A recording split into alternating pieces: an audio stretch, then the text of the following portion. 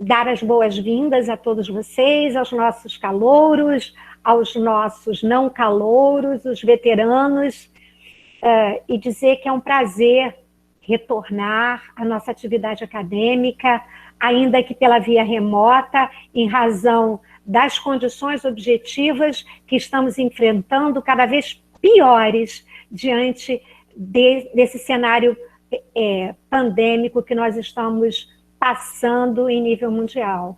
Então, os professores já estão preparados, os monitores, que são alunos anjos da guarda dos professores, também já o estão, e nós já, de público, agradecemos a todos os alunos que, ao longo desse tempo, vêm nos ajudado de maneira imprescindível. Então, vocês são de fundamental importância para todos nós. Então, vai dar tudo certo, as nossas atividades síncronas, ou seja, aquelas atividades como é que a gente está fazendo agora, né?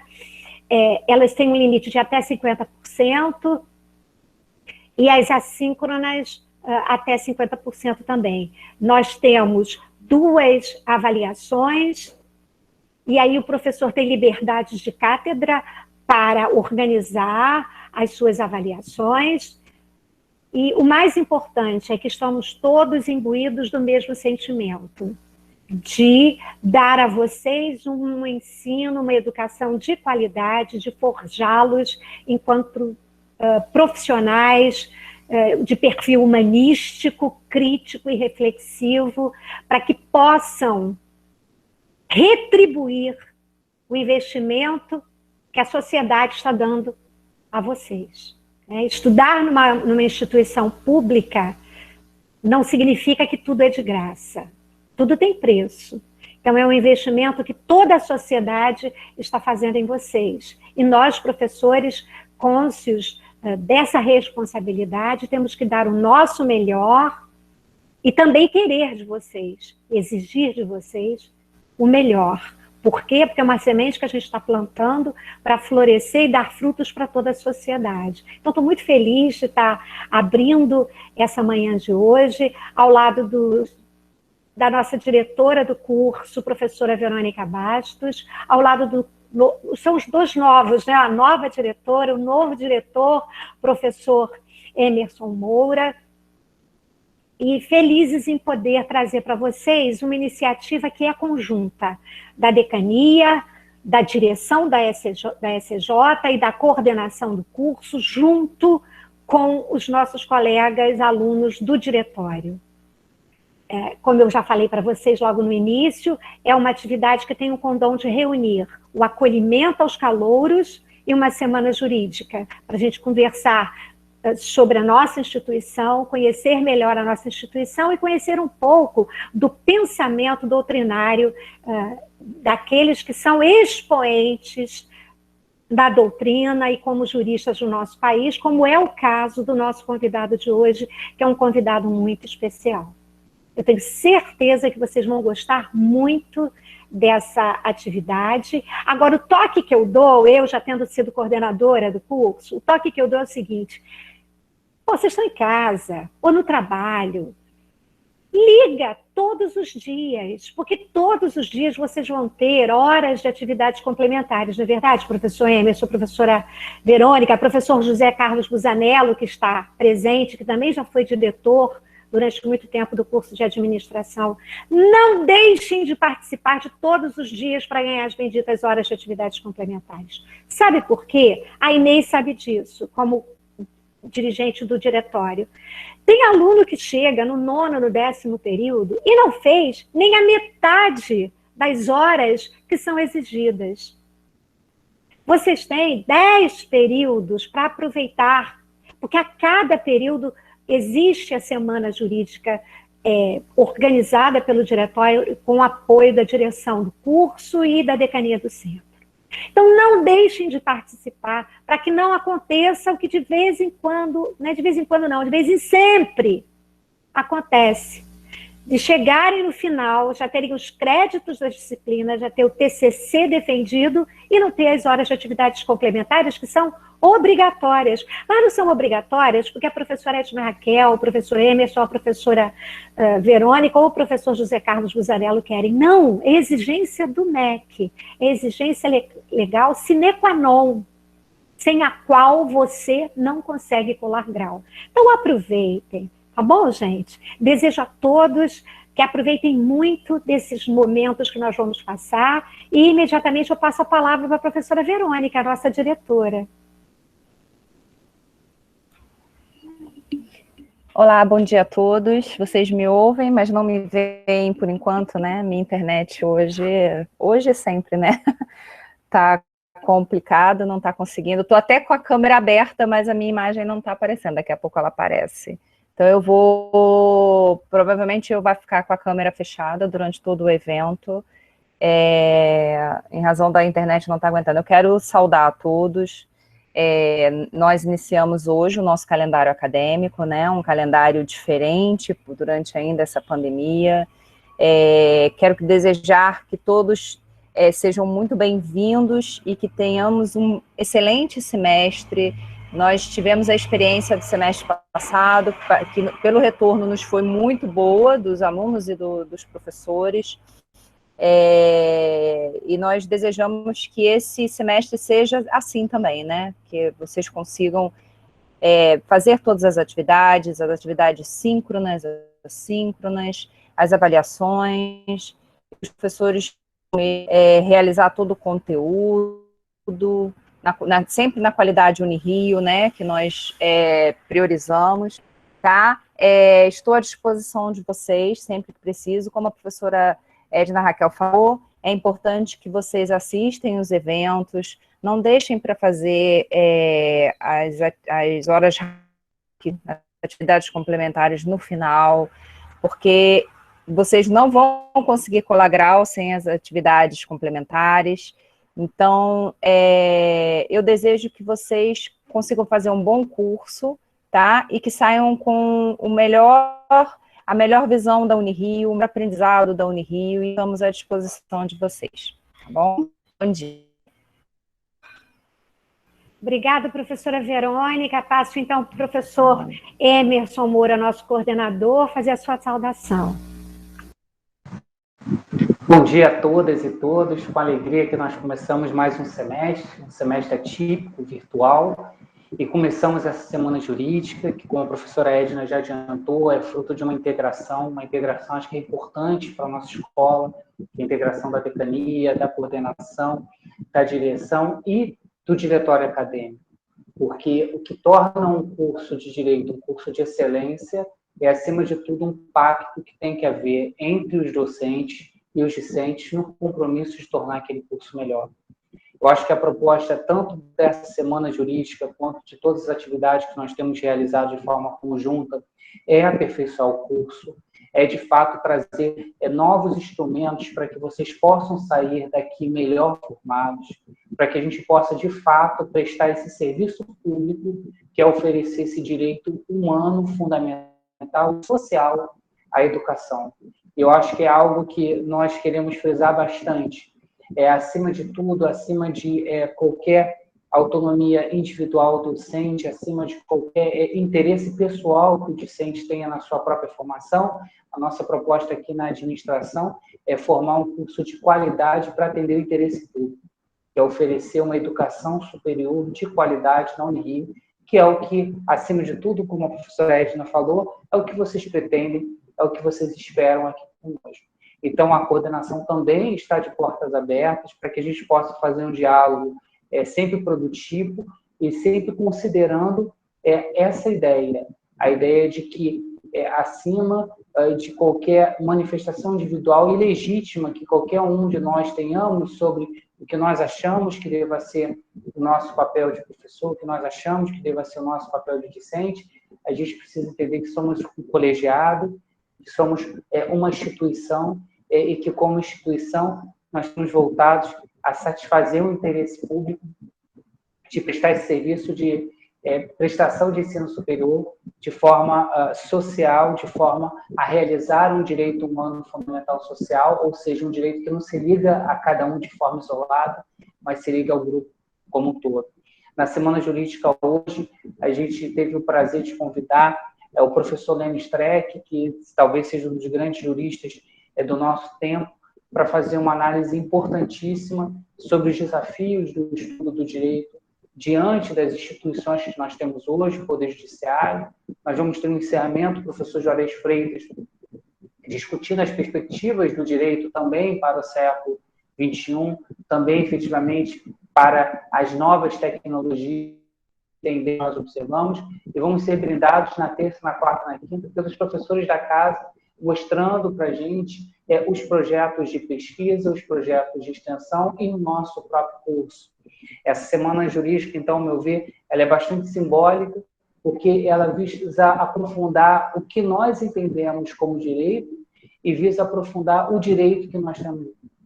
E é por isso que, particularmente, agradecendo a presença de todos os docentes que estão aqui conosco, mas também agradecendo aos discentes, nós pedimos que estejam conosco nessa empreitada de construir um curso de ciências jurídicas melhor, um curso de direito mais forte para o Rio, o que vai demandar comprometimento de todos nós, vai demandar esforço para que nós possamos efetivamente, com dedicação, com responsabilidade, reconhecer os nossos direitos, mas também os nossos deveres, compreender o nosso papel que nós precisamos ter e, acima de tudo, como eu sempre falo em qualquer instituição que eu participo, o legado que a gente deixa na instituição. As pessoas, infelizmente, têm um prazo de tempo, um prazo de vida, então todos nós, em algum momento, não vamos estar mais aqui na Unirio, mas a instituição permanece. E ela é o que nós deixamos para ela. E o curso de Direito vai ser sempre o que os docentes, os discentes, os técnicos, todos os atores que estão envolvidos fazem dele. Então, pedimos o apoio dos alunos, dos professores, para que a gente possa deixar um legado melhor, para que as gerações futuras que vão vir nos substituir, os novos alunos, os futuros professores, quando nós nos aposentarmos, falecermos, possam ter um curso melhor. Eu acho que isso depende da gente, fazer um curso melhor não só para nós hoje, mas também um curso melhor para o nosso futuro. Então, contamos com o apoio de vocês, agradecemos a presença aqui nessa Semana Jurídica e agradecemos o aceite do convite do nosso ilustríssimo professor Lênin Streck para nos trazer contribuições tão valiosas. Obrigado, professora Verônica, professora Edna, pela confiança. Devolvo a palavra à senhora. Muito obrigada, professor. Eu gostaria agora de aproveitar esse momento, eu acho que é de fundamental importância que a gente o faça, tá? Para a gente elevar o pensamento da gente, eu vou propor 1 minuto de silêncio ao final da minha intervenção, em homenagem àquele professor que foi e que vai continuar, que é e vai continuar sendo uma das pedras fundamentais, não só do nosso curso de Direito, mas do nosso Centro de Ciências Jurídicas, Políticas e de Administração Pública, que é o professor Luiz Otávio Ferreira Barreto Leite, que nos deixou há tão pouco tempo, na verdade nos deixou há pouco mais de 2 semanas, mas que continua presente em nosso coração. Esse é um momento de publicamente externar todo o nosso reconhecimento a essa criatura especial, que era puro afeto, de uma cultura como poucos que eu conheci na minha vida. Ele conseguia não só escrever, mas ele conseguia falar em latim e em grego, além de dominar com fluência outros inúmeros idiomas, de conhecer como ninguém a literatura, tanto brasileira quanto a literatura internacional, e de, apesar de não ter uma formação jurídica, ter dedicado a sua vida ao estudo do direito e ter dado tanta contribuição, tantas foram as contribuições.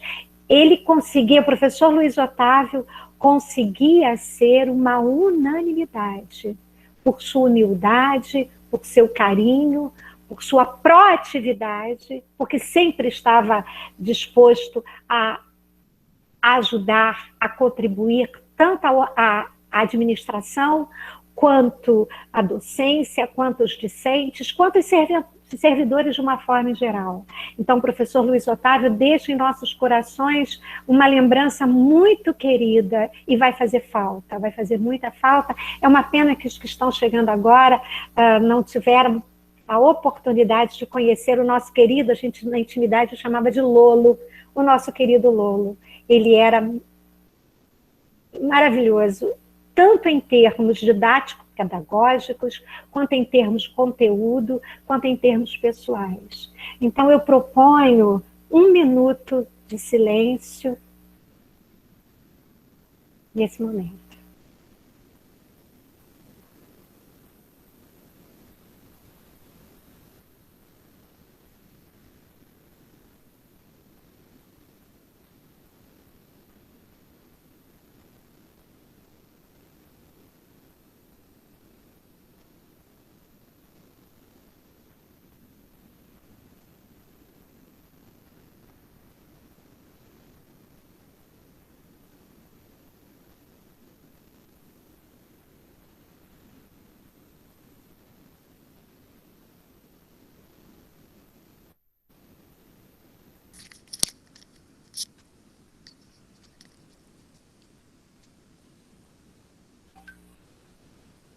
Alô? Agora o senhor ouve, professor? Ouço. Oba! Ótimo! Ótimo. Então, bom dia, Lênio. Bom dia. Lênio Streck, é um prazer enorme tê-lo conosco aqui em nossa casa. A Escola de Ciências Jurídicas da Unirio se sente extremamente feliz em tê-lo aqui para ouvi-lo. Bom, o professor Lênio é um antigo amigo meu de longa data, de muitas jornadas, nós trabalhamos juntos durante mais de uma década, e eu estou muito feliz aqui na qualidade de decana do Centro de Ciências Jurídicas, Políticas e de Administração Pública em recebê-lo aqui na Universidade Federal do Estado do Rio de Janeiro. Nós estamos fazendo a abertura da nossa Semana Jurídica e uma semana de acolhimento aos nossos calouros. E nossa, ficamos muito felizes em você ter aceito esse convite, professor Lênio, foi muito bom. Eu passo a condução para o nosso coordenador, professor Emerson Moura, a quem eu agradeço a iniciativa, da mesma forma que eu agradeço também a nossa diretora da escola, a professora Verônica Bastos, e ao diretório acadêmico, que são todos responsáveis pela organização do evento. Tá? Então, sem mais delongas, por favor, professor Emerson Moura, faça as honras da casa. Bom dia a todas e todos. Mensalmente começamos a nossa Semana Jurídica do curso de Direito aqui do nosso CCJP, da Unirio, e acho que não poderíamos começar de forma melhor do que senão convidando o nosso excelentíssimo, querido professor Lênio Streck para hoje fazer a sua palestra. O professor Lênio Streck, ele é mestre em doutor pela Universidade Federal de Santa Catarina, pós-doutor pela Universidade de Lisboa, é professor titular do programa de pós-graduação em Direitos da Unicino, professor permanente da Unesa, é um autor de inúmeras obras, inúmeros livros, dentre qual o livro de Jurisdição Constitucional e Decisão Jurídica, Hermenêutica Jurídica, Verdade e Consenso. É um professor que faz apenas de praxe uma breve apresentação, mas que dispensa apresentação, porque, ao meu ver, é um dos nossos grandes hoje teóricos de jurisdição constitucional e de teoria do direito que nós temos no país. Professor, é uma honra tê-lo aqui conosco na Semana Jurídica, brindando não só os discentes da graduação, mas também os nossos discentes da pós-graduação no mestrado e também os nossos docentes da casa, conosco apresentando a sua conferência inicial de abertura. Passo a palavra ao professor. Muito bem, Emerson. Edna Raquel, querida, como vai? Estamos enfrentando aqui o problema na pandemia da tecnologia, porque eu não sei se eu vou ter bateria, mas eu teria que transferir para... Mientras tanto, Emerson, vocês estão ouvindo bem? Emerson, mande o link,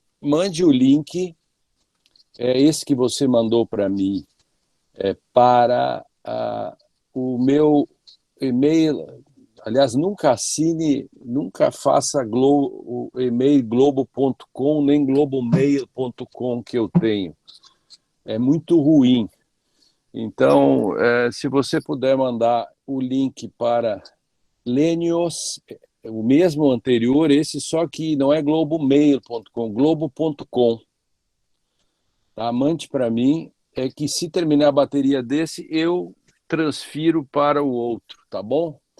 Então, vamos lá.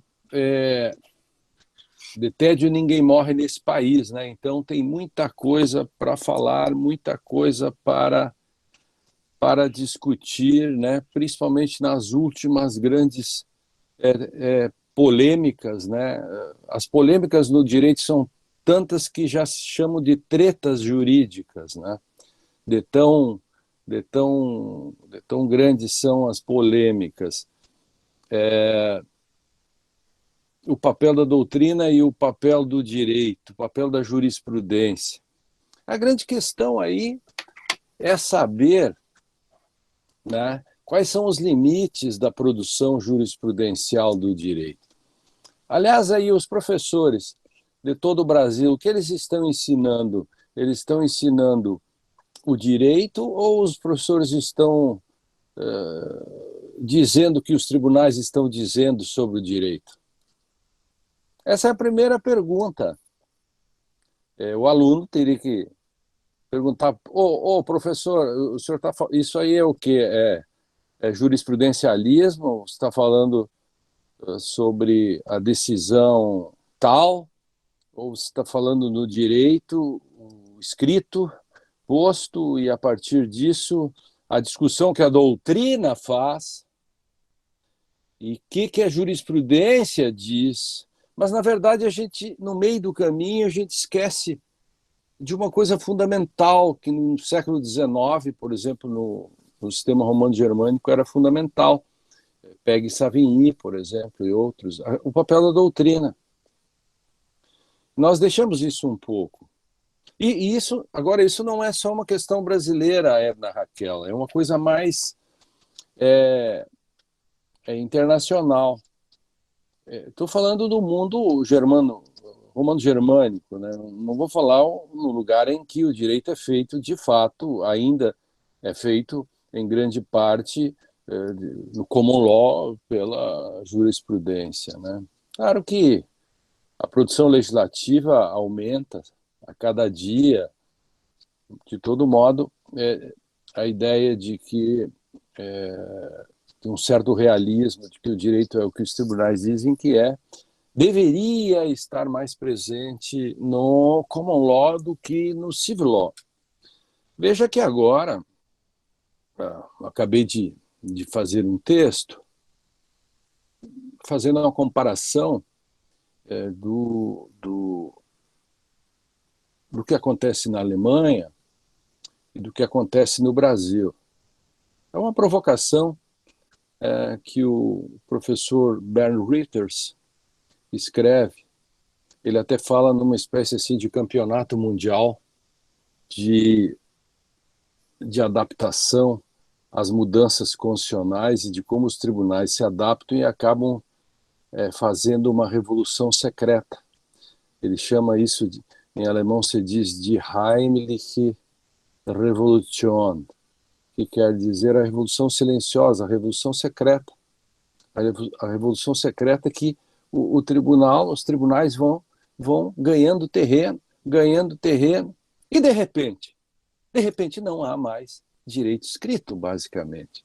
E essa é uma questão lá muito fortemente denunciada por alguns autores, como Matthias Jesta, alguns próprios juízes do Tribunal Constitucional.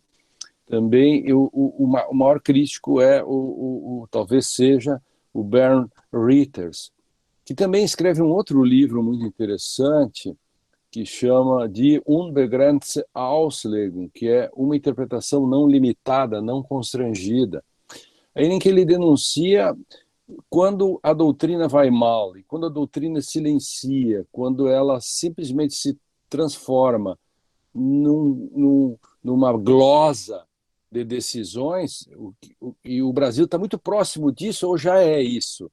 A doutrina mais vendida, ela simplesmente glosa, é como se nós estivéssemos lá nos glosadores, que é quase uma gozação isso também, né? Sem querer fazer um trocadilho infame essa hora da manhã, no meio da pandemia, mas os glosadores, que não eram gozadores, ficavam anotando do lado aquilo, né?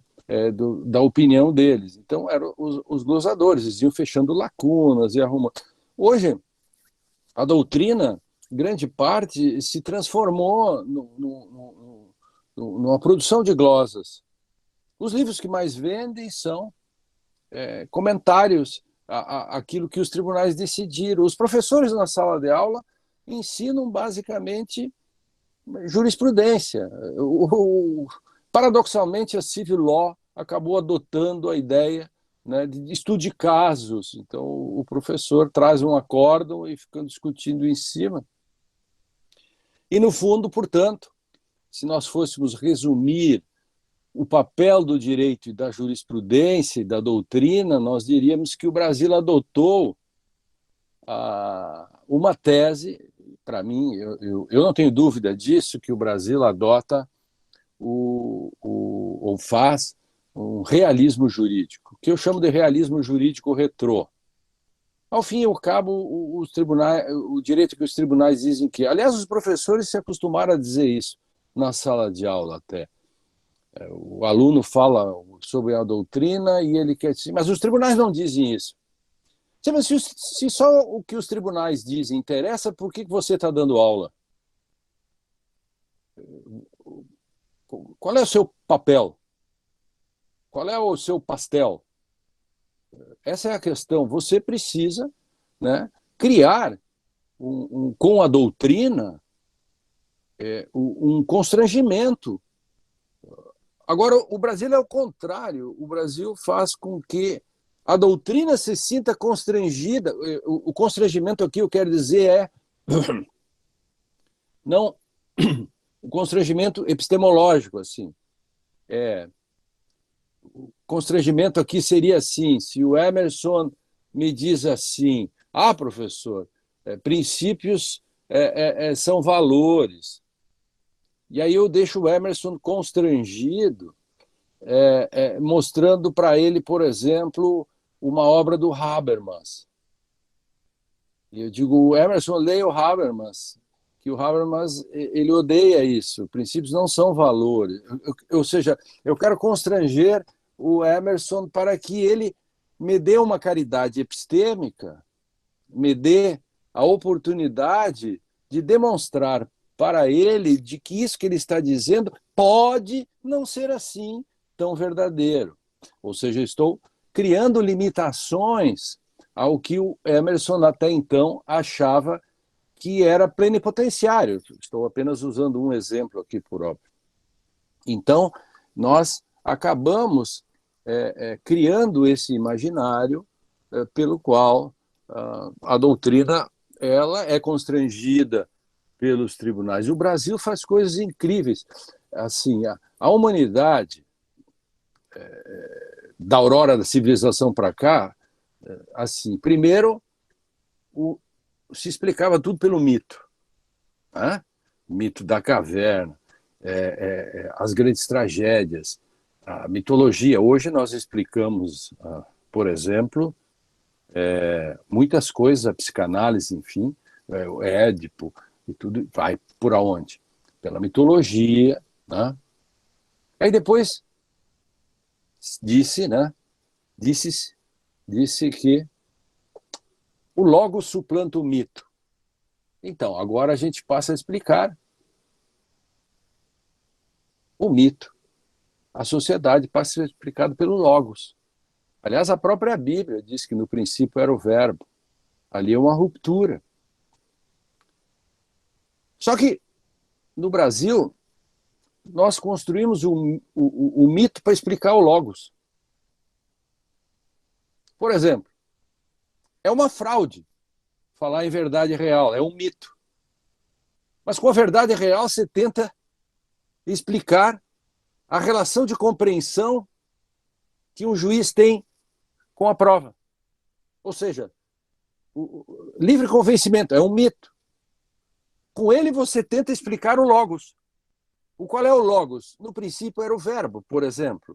Você tem que explicar que, pela filosofia, pelas condições de compreensão, não pode ser assim. Mas o mito explica o logos. É que nem no Rio Grande do Sul. O Rio Grande do Sul construiu o mito do gaúcho para explicar o logos, que é a história do Rio Grande do Sul. Nós explicamos a história pelo mito. É fantástico isso. O direito está cheio de mitos. O próprio realismo jurídico já se torna um mito, porque se todo mundo repete e explica o direito pelos tribunais, que o direito seja o que os tribunais dizem que é, você está mitificando o modo de compreensão do direito.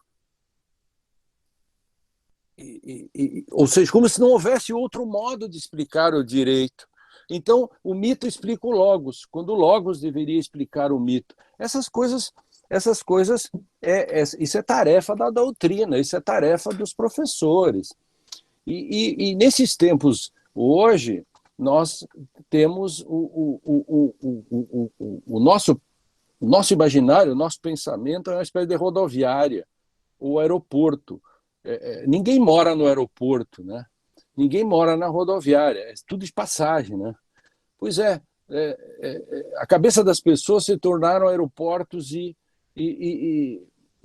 rodoviárias, porque só tem informações. Informação não mora em lugar nenhum. Só o conhecimento que faz moradia. E uma casa mais sofisticada de moradia que o conhecimento é o saber. E uma mansão toda,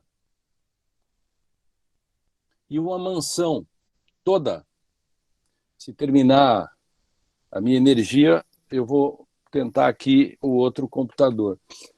Estou agora no celular. Uma mansão confortável é a sabedoria. Então, informação não é conhecimento, conhecimento não é saber, saber não é sabedoria. Embora a função do professor seja embora o professor seja uma raça em extinção, né, que são abatidos todos os dias, demissões, etc., a tecnologia substituindo o professor, então os robôs substituindo os juízes, robôs substituindo os professores, embora isso, os professores ainda são úteis. Por quê? Porque são os professores que fazem com que aquilo que qualquer imbecil tem à disposição, que é informação, qualquer um tem informação. Eu tenho uma tia que é analfabeta e que passa o dia todo reproduzindo, como numa estação de passagem, fake news, etc., a terra plana, essas coisas todas, a vacina faz mal, ou seja, a informação não vai morar, ela é só de passagem. Então, qualquer pessoa tem acesso a informações.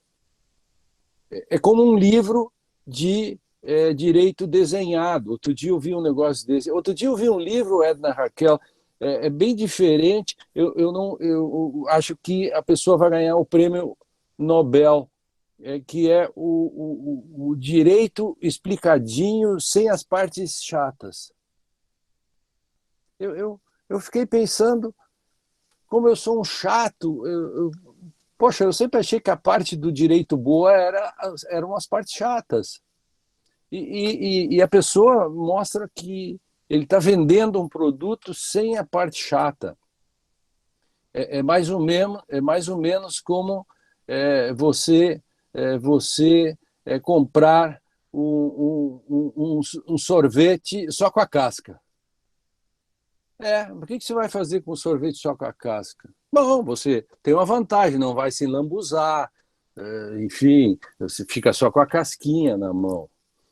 Então, o Brasil tem essas coisas. Todo mundo tem informações Só que informação não é conhecimento, conhecimento não é saber, saber não é sabedoria. Quem disse isso foi o T.S. Eliot, que é um conservador americano, um poeta. Então, é por isso que eu estou exatamente nessa cruzada em favor da doutrina. Doutrina é substantivo e verbo. Faz a frase, doutrina, doutrina. 2 palavras que é uma frase pronta. Doutrina, doutrina. É um substantivo e um verbo. Esse é o papel da doutrina. O Bernd Ritters, nesse livro, Uma Interpretação Não Constrangida ou Não Limitada, ele diz que a ascensão do nazismo e o autoritarismo na Alemanha nos anos 30 se deve exatamente porque a doutrina jurídica ficou silente, ficou olhando de camarote. Então, por exemplo, no Brasil, tantos anos que existe o Código de Processo Penal, por que a doutrina não se consolidou dizendo, por exemplo, que o artigo 254 do Código de Processo Penal não é taxativo? No Brasil, para o juiz ser suspeito, só se ele der um soco na cara do réu. Por quê? Porque uma das exigências é bizarríssima. Se ele for inimigo capital do réu. Quantos inimigos capitais você tem, Emerson? Edna, quantos inimigos capitais? Você tem inimigos, você tem algum inimigo capital mesmo? Mas o inimigo não basta para ser inimigo. Eu tenho inimigos, não importa se ele é capital ou não, ele é inimigo. Logo, então significa que se o juiz for inimigo do réu ou da parte, enfim, ele não é suspeito, só se for inimigo capital. Essas coisas assim, muito brasileiras, né? Que envergonharia, por exemplo, a discussão no Tribunal Europeu dos Direitos Humanos, em que lá se tem a tese de que não basta ser imparcial, tem que parecer imparcial. Não basta fazer justiça, tem que parecer que fez a boa justiça, que, aliás, é uma coisa desde 1924, na conservadora Inglaterra, num caso lá de suspeição, se criou a tese essa da aparência. E o Tribunal Europeu diz isso, mas o Brasil não consegue pegar isso. Aliás, o Brasil que tem tanta síndrome de Caramuru, né, que as pessoas gostam muito, né, eu vejo autores que só citam estrangeiros. Não tem um brasileiro. O único brasileiro é ele mesmo.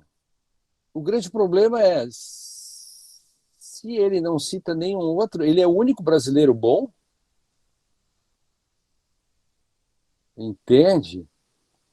Eu já vi isso várias vezes. Aliás, já escrevi sobre isso, até apontando alguns nomes, dizendo, você sofre da síndrome de Caramuru. Ora, o Brasil é um país que se adapta darwinianamente. Tudo aqui é difícil. Então, aqui você estuda direito civil e tem que saber outras coisas também. Não é assim, você está num primeiro mundo e que você só vai fazer isto no direito. Aí o professor, aqui você tem que cobrar o escanteio, fazer o gol, comemorar e esperar que o VAR não lhe sacaneie, né? Então, é tudo muito difícil aqui. Isso fez com que nós criássemos uma raça forte aqui, a raça dos professores, que tem que se defender das instituições, que tem que dialogar com os alunos, que tem que enfrentar os alunos por vezes. Um país em que o curso de Direito é o mais problemático, porque nunca se formou tanto fascista e reacionário. É um criatório de fascistas e reacionários a faculdade. É incrível como os alunos e advogados mesmo, eles acham que a Constituição tem direitos demais. Se fossem médicos, iriam fazer passeatas contra vacinas. Contra vacinas e contra antibióticos. Imagine. Entende? Então, a Constituição, outro dia eu vi um texto muito festejado pela Choldra, né, pela Rafanália, pelo baixo clero do direito, em que o sujeito tinha feito um cálculo, fez lá, entrou no Google, quantas vezes a Constituição tem a palavra direitos, que era 80 e poucos, não sei bem, e só tinha 18, algo desse tipo, a palavra deveres. Mas a ANTA queria o quê? Que a Constituição fosse uma carta de deveres. Ora, a Constituição é a explicitação, é o documento jurídico do político. Ela explicita o contrato social. We the people, nós, o povo, construímos um conjunto de direitos contra o arbítrio. Por isso que esse deputado foi cassado e bem.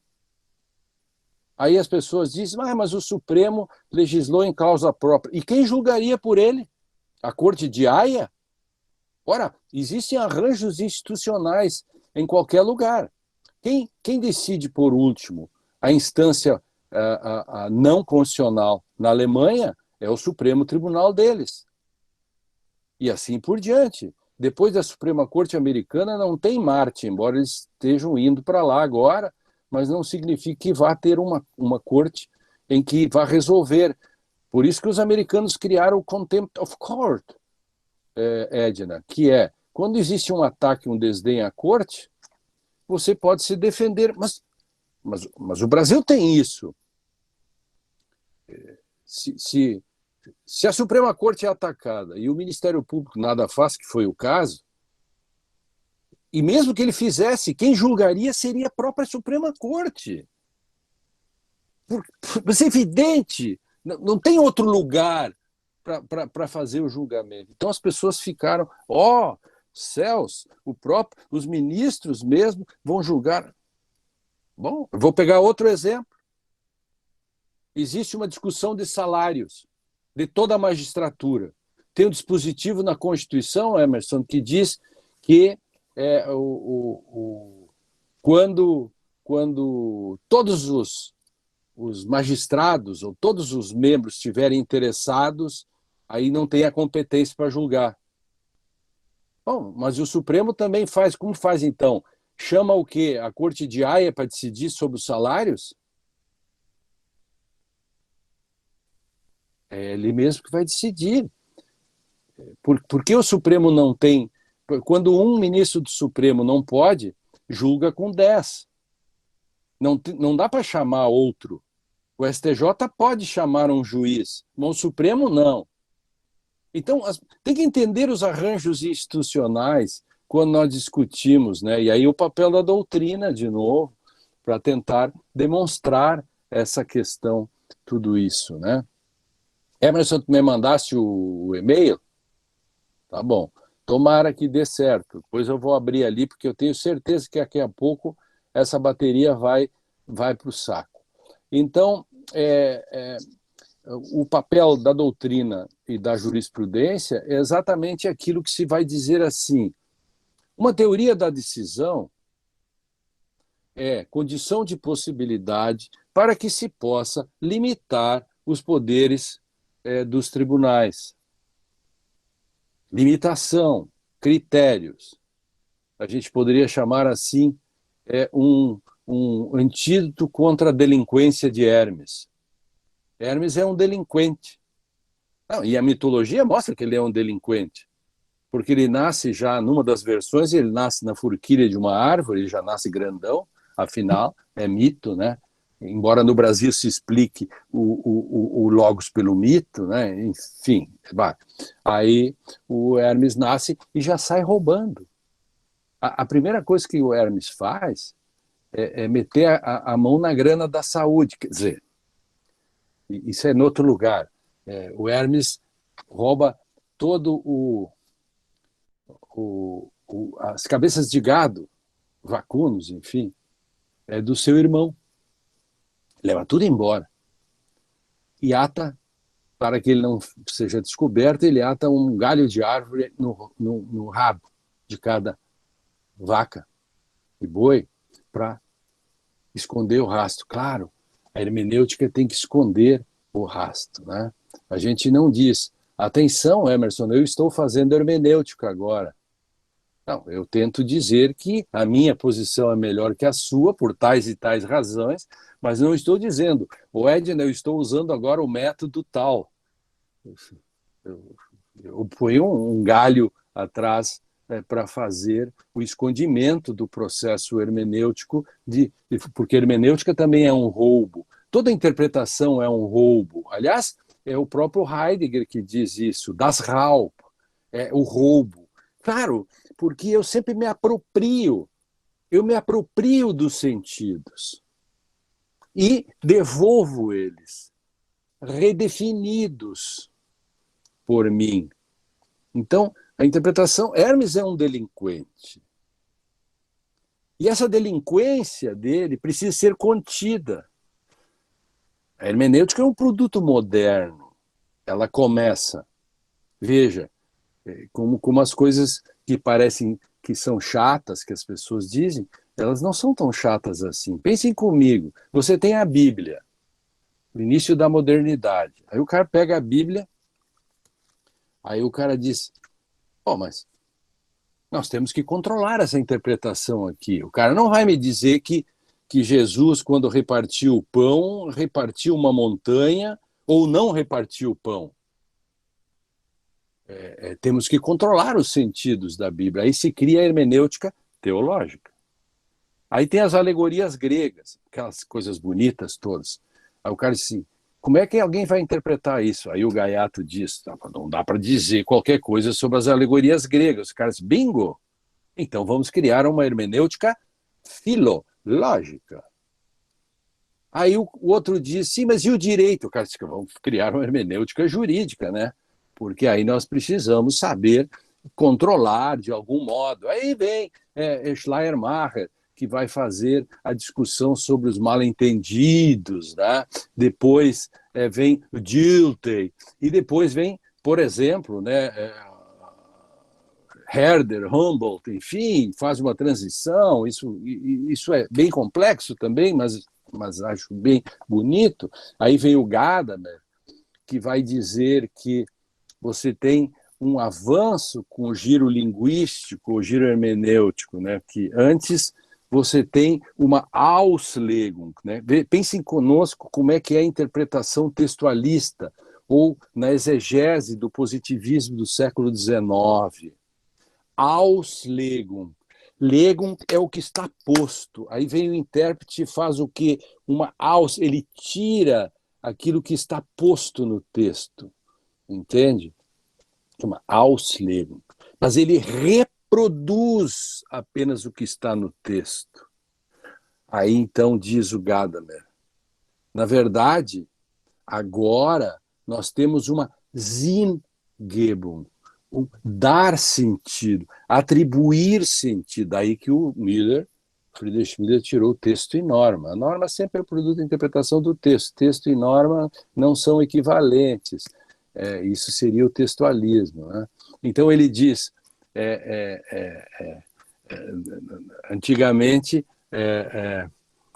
se tinha a ideia da subtilitas intelligendi, depois a subtilitas explicandi, e só depois se tinha a subtilitas applicandi. Então, sempre se interpretava em fatia, né? Se fosse o caso, você seria comido por um leão, porque você primeiro descobriria o leão, depois explicaria o leão, e nesse meio tempo o leão comeria você. Aí o Gadamer diz, não, isso é uma ficção, porque quando o Emerson, a Edna olham um leão, eles sabem que é um leão. Mas se elas não sabem que é o leão é uma outra coisa. Eles podem ser comidos por não saber, como uma criança, por exemplo. A criança não sabe o perigo de uma cobra. Mas a Edna sabe, o Emerson sabe. Eles têm a pré-compreensão, que é a condição de possibilidade para um processo de compreensão, e quando você interpreta, você explicita as condições pelas quais você compreendeu.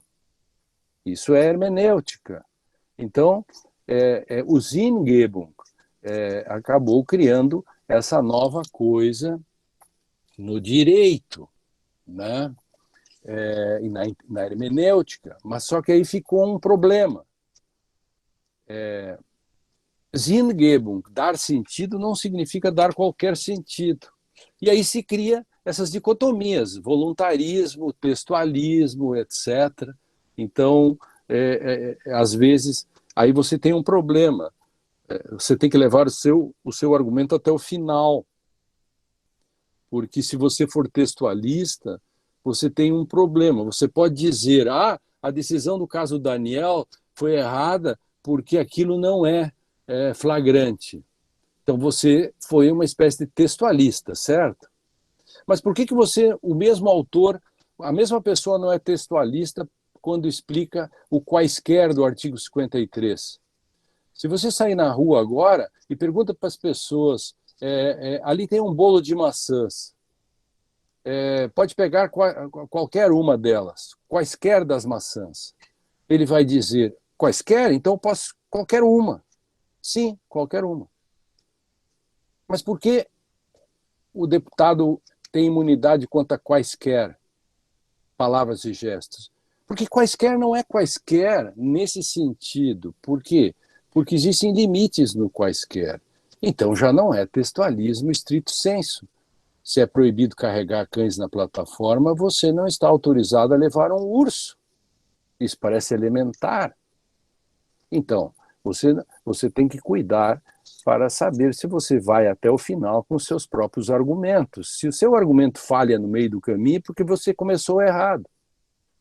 Porque você não tem uma teoria de base que sustente o seu raciocínio. Uma teoria de base significa uma teorética para entender um processo de compreensão e os critérios que têm que ser utilizados para evitar que a hermenêutica se torne uma delinquência. Eu preciso de uma teoria da decisão. A teoria da decisão funciona também teoreticamente com a teoria de base e precisa dos critérios, digamos, heurísticos. Eu preciso de uma certa heurística, de uma taxonomia sobre alguma coisa. Eu preciso limitar as condições pelas quais o juiz decide. Então, a doutrina tem que voltar a doutrinar para evitar que a democracia se transforme numa judiciário-cracia e que o direito se transforme num jurisprudencialismo. Ou seja, se os tribunais estão substituindo o direito legislado, os tribunais estão legislando. Se eles estão legislando, se diz então que o direito que os tribunais dizem que é. Qual é o papel da doutrina? Ao contrário de hoje, a doutrina tem que dizer que os tribunais erram, que não é assim. A doutrina tem que dizer antes como se deve decidir, traçar as condições pelas quais você vai compreender e tem que se entender que o processo de compreensão não se dá ontologicamente. Você não conhece o leão que pode comê-lo por um processo de essência, de leonidade. Você tem um conjunto de a prioris compreensivos pelos quais você compreende que ali tem um animal perigoso e você não vai se aproximar. O processo de decisão judicial também não é uma ontologia de uma certa verdade real ou algo desse tipo, ou conforme sua consciência, ou essa fraude que é íntima convicção, essas coisas assim. Não, é porque existe um conjunto de a prioris compreensíveis pelos quais você está no mundo. Sim, você compreende o mundo, você não apreende o mundo, você compreende o mundo dentro do qual você está inserido. Então, eu preciso sempre de uma teoria da decisão, de uma heurística para controlar Hermes, porque de uma Auslegung eu não caio para uma Sinngebung. Na literatura, a Edna que gosta, na literatura, um exemplo que eu gosto muito é daquilo que acontece hoje, né? Que talvez dê para dar aulas só com Shakespeare, A peça Medida por Medida, o Ângelo tem duas fases. Quando ele condena o Cláudio à morte, ele é um textualista, um exegeta, algo desse tipo.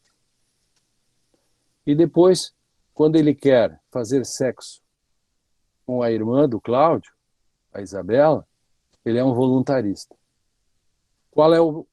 Não dá para discutir qual é o melhor dos dois anjos, só dá para discutir qual é o pior dos dois anjos. Por isso que Hermes seria um ângelo intermediário. Nem o escravo da lei, nem o dono da lei. Enfim, é isso que eu queria dizer para vocês. Cuidem-se na pandemia, estudem bastante, porque não existe intelectual bronzeado. Tá certo? É stricto e lato sensu. Tá bom? É isso.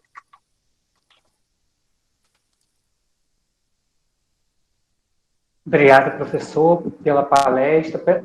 Mais do que uma palestra, talvez seguindo o ritual das principais instituições do mundo, nessa conferência magna de abertura, onde nós temos a possibilidade de contar com o seu pensamento, com as suas lúcidas explanações sobre o estado atual do nosso sistema jurídico e da forma como nós temos deixado o debate do direito se estreitar e se limitar a um debate jurisprudencial e de forma crítica e desconsiderando a verdadeira contribuição que a academia, que a doutrina pode fazer em relação ao tema. Eu acredito que eu salvo, em nome de todos aqui presentes, agradecendo pelas suas valiosas lições. Passo a palavra à nossa querida diretora e, em seguida, à nossa decana.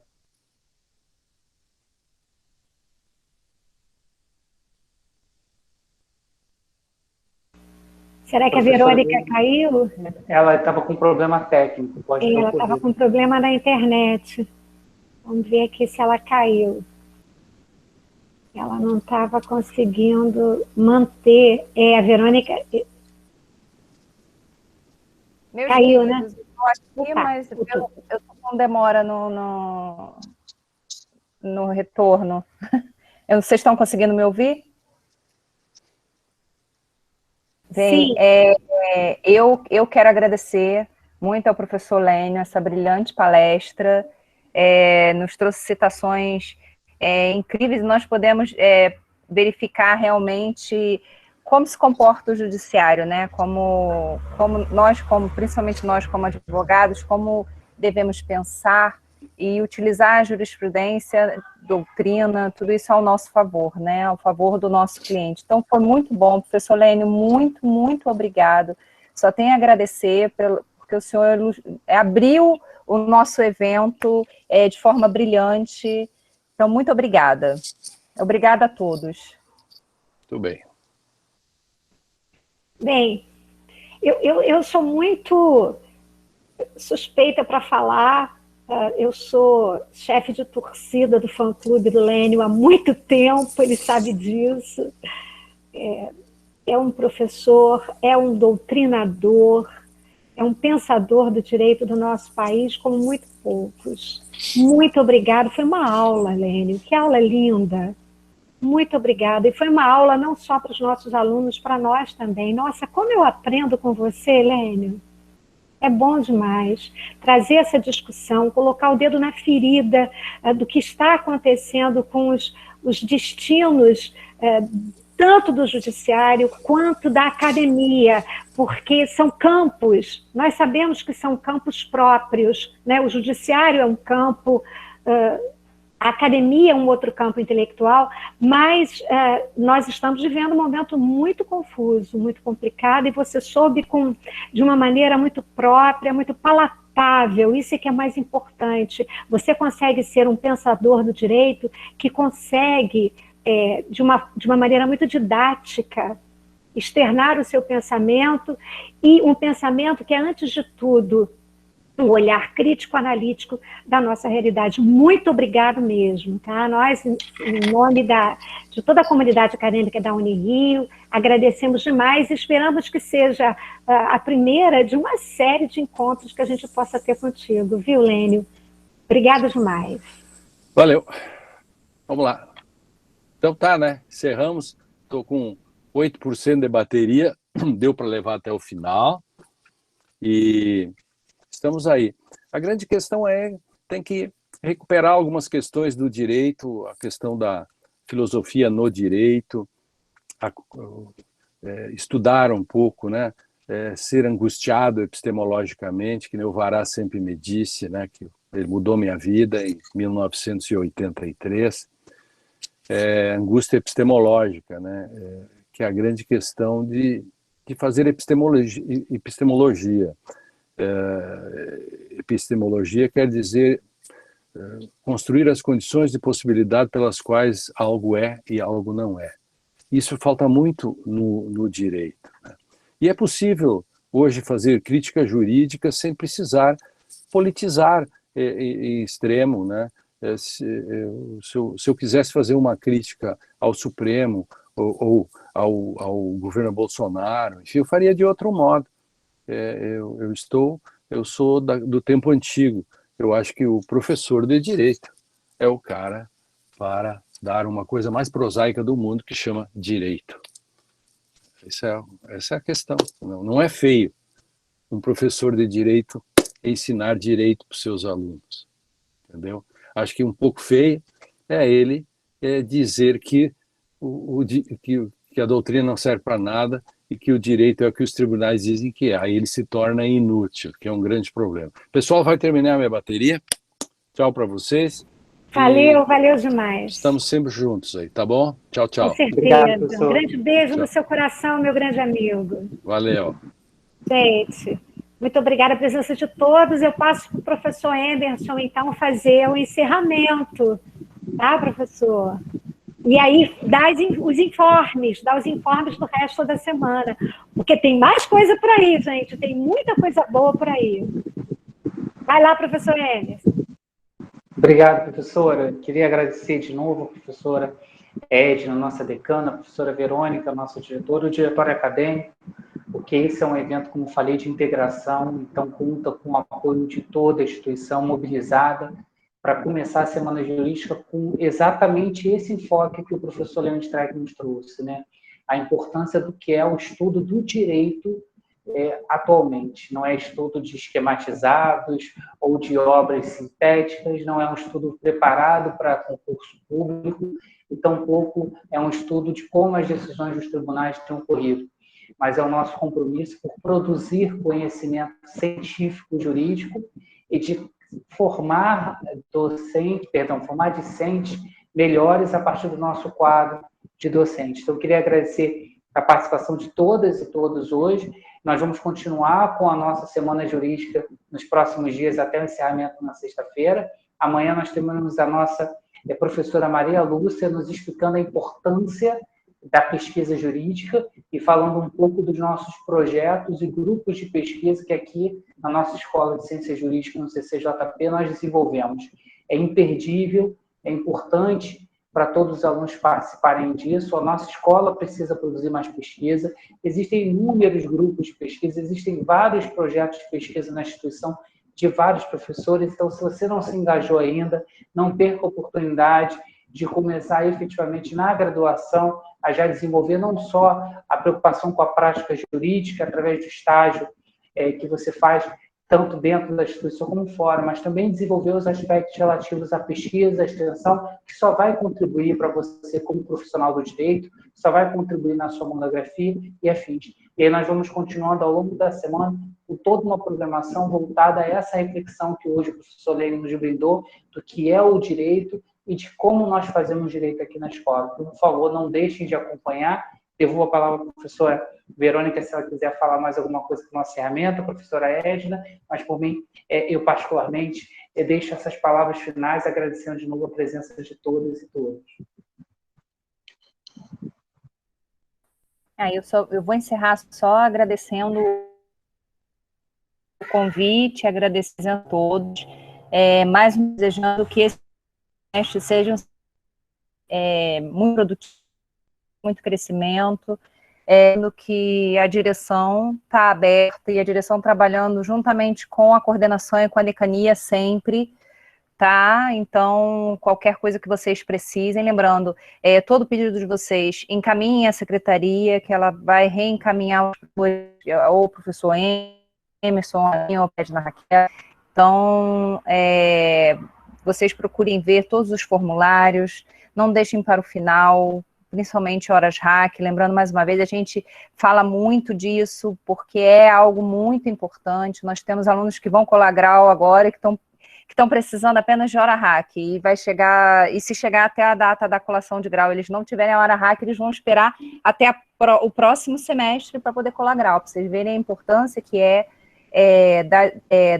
que são as horas hack também. Então, por isso que a gente dá muita ênfase, tá? Então, eu quero desejar a todos um excelente semestre, estamos à disposição e esperamos que em breve possamos estar todos juntos pessoalmente, vacinados e com todo esse pesadelo que a gente tem vivido esse ano passado e esse ano terminado, se Deus quiser.